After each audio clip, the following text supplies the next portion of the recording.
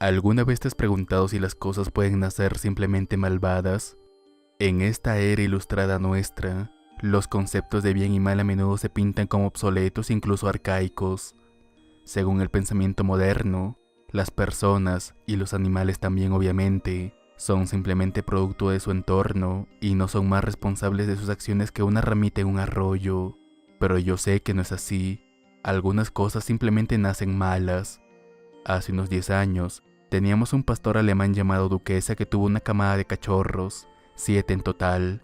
6 parecían cualquier otro pastor que hayamos visto, pero el séptimo era de un blanco nevado. No era un verdadero albino, solo tenía pelaje blanco con una nariz negra y ojos azules. Nunca hubo duda sobre cuál de ellos nos quedaríamos. La llamábamos Princesa. Antes de que pasaran 6 meses, cualquier plan que tuviéramos de regalar o vender a los demás se volvió insignificante, ya que todos los demás murieron. Los encontrábamos a un ritmo de 1 al mes, no destrozados ni nada, pero muertos como si hubieran muerto mientras dormían. Al principio, pensamos que tal vez su madre, al ser su primera camada y todo eso, los estaba aplastando o sofocando accidentalmente, pero más tarde, no tuvimos dudas sobre lo que los había matado. Sus padres se alejaban de ella. Cuando les dábamos de comer, ella comía hasta saciarse, sin ser desafiada por los otros dos. Una vez intenté alejarle y dejar que los otros dos comieran.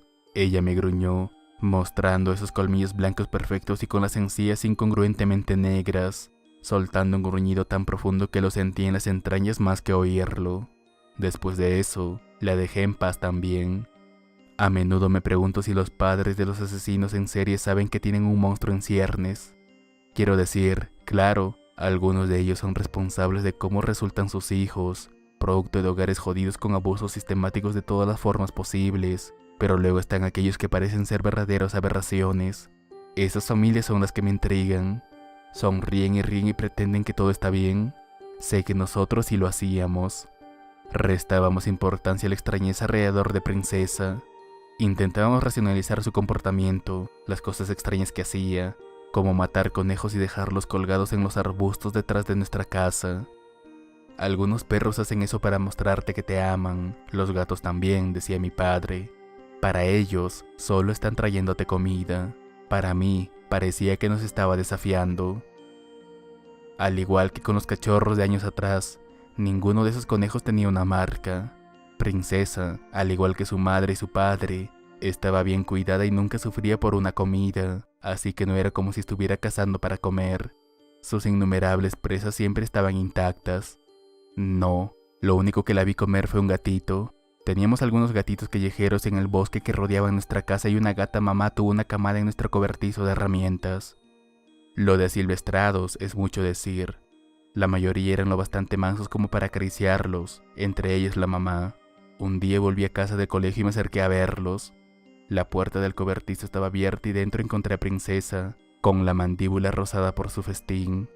Mientras devoraba ese último gatito, sus hermosos ojos azules nunca apartaron la mirada de los míos. La mamá que encontramos estaba exhibida en lo que había llegado a considerar como el arbusto de conejos. El punto de inflexión llegó ese mismo año cuando encontramos a su padre muerto. Era el mejor perro que habíamos tenido, el mejor que alguna vez tendríamos. Nos despertamos un sábado por la mañana para encontrarlo en el patio trasero, muerto sin una marca, al igual que tantos conejos antes que él. Puedo contar con una mano las veces que vi a mi papá llorar. Esa fue una de ellas. También fue cuando descubrimos cómo ella mataba tan limpiamente. Estrangulaba a su presa, como un jaguar. El pelaje en el cuello de su padre aún estaba húmedo con su saliva. Pasamos esa mañana enterrando ese buen y fiel viejo, y luego él me envió a mí y a mi madre lejos con algún pretexto. No se dijeron palabras, pero no había duda sobre lo que él pretendía hacer. Estoy seguro de que algunos de ustedes que están leyendo esto encontrarán la idea de sacrificar a un animal abominable, pero ¿qué otra opción teníamos realmente? ¿Llevarla a un refugio de animales? ¿Darla a otra familia? ¿Quién podría hacer eso y dormir con la conciencia tranquila? Resultó que esa noche no íbamos a dormir, independientemente de nuestra decisión. Pasamos esa tarde en casa de mi tío. Una vez, cuando entré a tomar un vaso de agua después de jugar, escuché a mi madre decirle a mi tío que a veces se preguntaba si el perro estaba poseído o algo así. A veces me había preguntado lo mismo. Más tarde esa noche, poco antes del atardecer, recibimos una llamada de papá. Aparentemente, la tarea estaba hecha. Cuando llegamos a casa, él ya se había lavado y cambiado de ropa, pero había poco que pudiera hacer para ocultar sus heridas, y mucho menos para ocultar la mirada atormentada en sus ojos. Ambos brazos y una pierna estaban vendados, y eso era lo suficientemente malo, pero lo que se me quedó grabado todos esos años después fue lo aterrado que se veía. No fue hasta que realmente estuve en combate que reconocí esa expresión. Es como lo usan los hombres después de haber enfrentado la muerte cara a cara. Mi padre nunca habló al respecto, pero reclutó a un amigo de la calle de arriba para que viniera a ayudar, y es de él quien obtuve esta parte de la historia. Princesa era muchas cosas, sedienta de sangre y malvada principalmente, pero tonta no estaba entre ellas. En eso se parecía a su padre. Su papá Rocky era famoso por dejarse entrar en la casa si había tormenta. Había descubierto cómo abrir con la pata la puerta corredera de cristal que daba al patio. Lo que era realmente asombroso es que también tenía la presencia de ánimo para cerrarla tras de sí.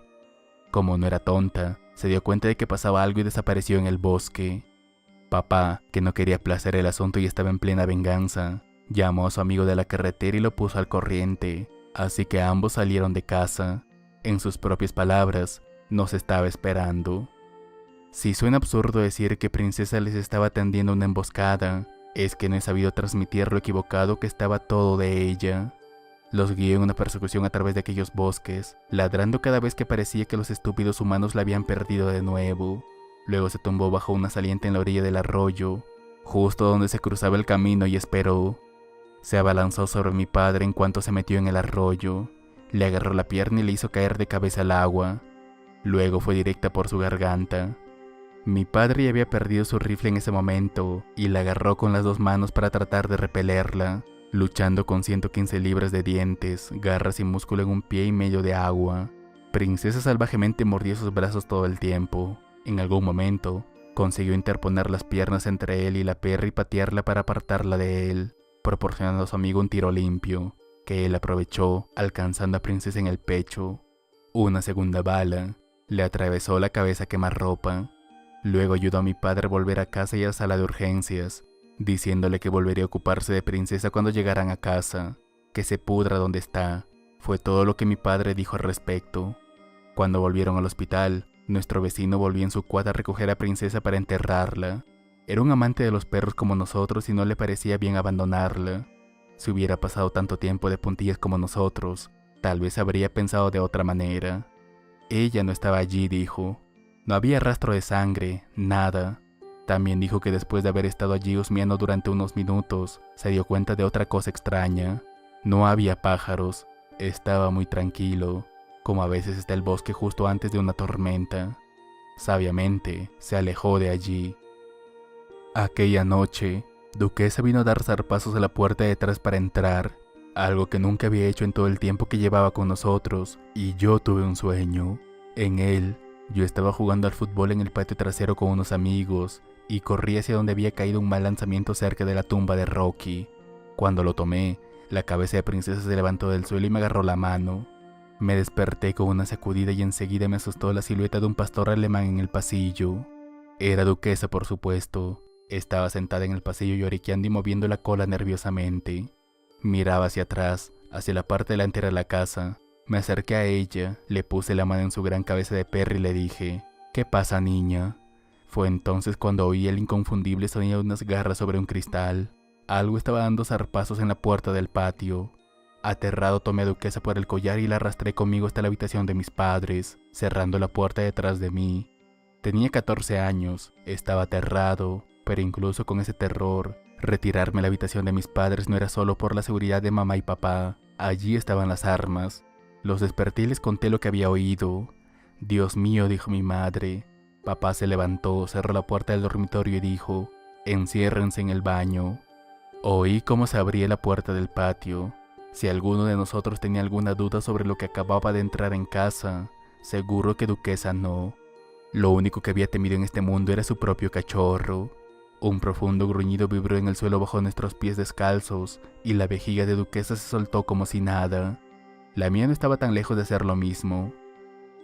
Lo que siguió después Fue un ejercicio de 6 horas de puro terror, interrumpido por ataques de gruñidos en la puerta del dormitorio, choques en el resto de la casa cuando Princesa encontró más cosas que romper, oraciones susurradas de mi padre y letanías de maldiciones de mi padre cuando se frustró otro de sus intentos de salir del dormitorio. Nos quedamos sin teléfono. El de la mesita de noche de mis padres estaba muerto. Más tarde descubrimos que la línea telefónica había sido arrancada de la caja principal.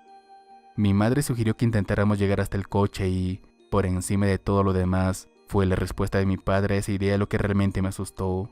De nosotros tres, se suponía que él era el pensador racional, pero lo que obtuvimos en su lugar fue: cariño, creo que eso es lo que quiere que hagamos.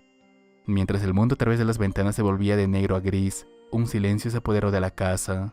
Mamá y yo miramos a través de las ventanas, inclinando la cabeza para intentar ver la puerta del patio, pero por mucho que lo intentábamos, lo más que conseguimos era ver la mayor parte del patio, más que suficiente escondite para que un perro se escabullera detrás o fuera, incluso uno grande como Princesa.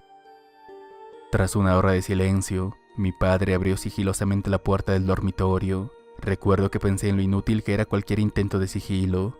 Los sentidos de los perros son tanto más agudos que los nuestros que bien podría haber disparado una salva de 21.000 cañonazos. Papá se detuvo en el pasillo y me empujó de vuelta al dormitorio. No salgas hasta que yo te lo diga, ¿vale? Con cuidado, atravesó la casa hasta la puerta del patio. Lo oímos cerrarla antes de que nos gritara que nos quedáramos en el dormitorio hasta que nos dijera que saliéramos. A través de la puerta, pude oírlo moverse y lo que parecía ser él dejando cosas en una bolsa de basura. Al cabo de unos 30 minutos, nos dio el visto bueno. Lo que nos recibió fue un desastre. Cojines y almohadas arrancados, muebles destrozados, papeles y libros triturados por todo el suelo. Pero lo más terrible eran las manchas de sangre que habían por todas partes. Mi madre se preguntó en voz alta qué se había metido a la casa. Mi padre, con el rostro desencajado, no contestó. Se dio la vuelta y salió por detrás para enterrar a Rocky por segunda vez. Limpiamos lo mejor que pudimos mientras papá se dirigía a casa de nuestro vecino para hacer las llamadas pertinentes. Después de todos estos años, todavía me pregunto qué parte del seguro de hogar cubre el ataque de un perro fantasma demoníaco no muerto. Sin decirlo, todos nos preguntamos qué nos depararía la noche. Resultó que no se repitió, pero Duquesa no volvió a salir de casa. El tiempo siguió pasando. De vez en cuando, encontrábamos un nuevo regalo en la mata de conejos.